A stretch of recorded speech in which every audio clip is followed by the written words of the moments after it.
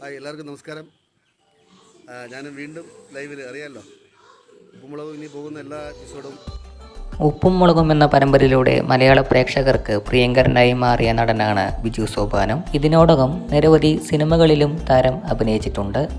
ഇപ്പോൾ ബിജു സോപാനം കഴിഞ്ഞ ദിവസം സോഷ്യൽ മീഡിയയിൽ പങ്കുവച്ച ഒരു പോസ്റ്റ് വളരെയധികം ശ്രദ്ധ നേടിയിരുന്നു. ലൊക്കേഷൻ ഹാഷ്ടാഗോടെ ഉപ്പും മുളകും താരങ്ങൾക്കൊപ്പമാണ് ബിജു സോപാനം പോസ്റ്റ് പങ്കുവച്ചിട്ടുണ്ടായിരുന്നത്. അൽസാബിത്ത്, ശിവാനി, കലാദേവി, നന്ദൂട്ടി എന്നിവർ ചിത്രങ്ങളിൽ കാണാം. കഴിഞ്ഞ കുറച്ചു നാളുകളായി ഉപ്പും മുളകിൽ നിന്ന് വിട്ടുനിൽക്കുകയായിരുന്നു ബിജു സോപാനം. നടി കേസ് കൊടുത്തതിൻ്റെ പേരിലായിരുന്നു SP ശ്രീകുമാറും ബിജു സോപാനവും ഈ സീരിയലിൽ നിന്ന് മാറി നിന്നിട്ടുണ്ടായിരുന്നത്.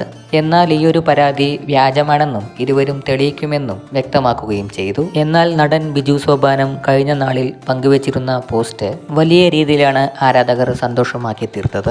ഇത്രയും നാളും ഒരു നാഥനില്ല കളരിയായിരുന്നു ഉപ്പും മുളകും എന്നും ബാലു അച്ഛൻ തിരിച്ചു വരണം, ഇത്രയും നാളും ഞങ്ങൾ ആഗ്രഹിച്ചത് അതായിരുന്നു എന്നും തിരിച്ചു വരുന്ന നിമിഷത്തിന് വേണ്ടിയാണ് കാത്തിരുന്നതെന്നും ആരാധകർ കമന്റ്സിലൂടെ പറയുന്നുണ്ട്.